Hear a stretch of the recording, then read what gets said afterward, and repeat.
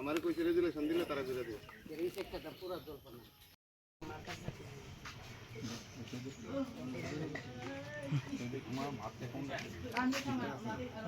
আমার অ্যাকাউন্টটা ঠিক আছে আর অ্যাকাউন্টটা ও ঠিক আছে ঠিক আছে দেন দেন ঠিক আছে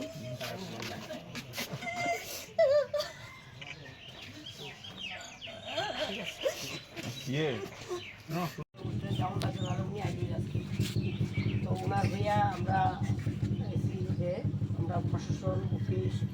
যেমন আপনাদের সঙ্গে আছি এবং আপনাদের যারা লোকাল নেতৃত্ব আছে এবং আমাদের যে অভিভাবক নতুন স্যারও আপনাদের সঙ্গে আছে ঠিক আছে উনি খবর পাঠাইছেন উনি ফেরার পরে খুব তাড়াতাড়ি আসবেন আপনাদের দেখবেন অবশ্যই তো ওনার ভাইয়া আমরা প্রশাসনের পক্ষ থেকে আপনাদের যদি কাজ আগামীকালকে আছে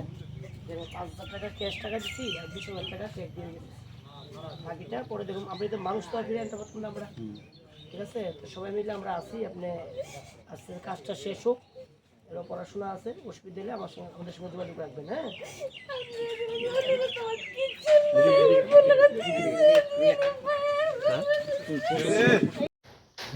আমরা এই মুহূর্তে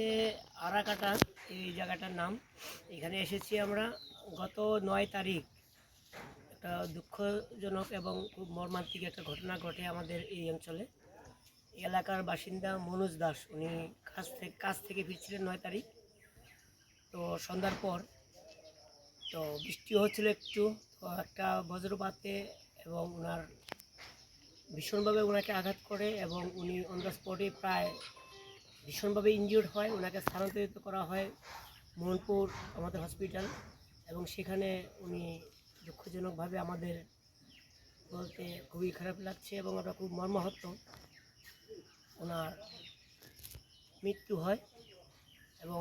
এর সঙ্গে সঙ্গে পুরো এলাকাবাসী আমরা শোকস্তব্ধ হই কারণ এটা 2-3 সেকেন্ডের ব্যাপার ছিল উনি একদম বাড়ির কাছেই ছিলেন কাজ সেরে তো ওনার এক ছেলে এক মেয়ে মেয়েটা অনেক ছোট 3 বছর 4 বছর বয়স এর ছেলে ওনার 18 বছর বয়স তো আগামীকাল একদম খুবই ইকোনমিক্যালি পোর ফ্যামিলি উনি জাস্ট একজন হেল্পার হিসেবে কাজ করেন রাজমিস্ত্রির তো ওনার পারিবারিক অবস্থা বিশেষ একটা ভালো না তো আমাদের এই এলাকারই মাননীয় মন্ত্রী তথা বিধায়ক এলাকার উনিও আমাদের সঙ্গে যোগাযোগ করেন যে এই ফ্যামিলিটার পাশে কী করে দাঁড়ানো যায় প্রশাসন থেকে তো এলাকার সবাই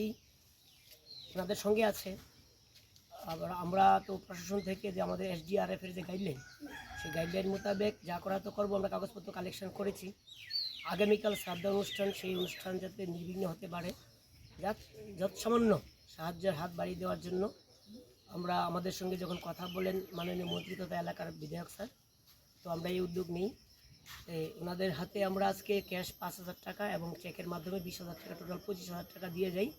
যে এই জন্য এখন ইমার্জেন্সি যে কাজগুলো আছে চালাতে পারে আগামী 7 দিনের মধ্যে বাকি টাকা আমরা ওনাদের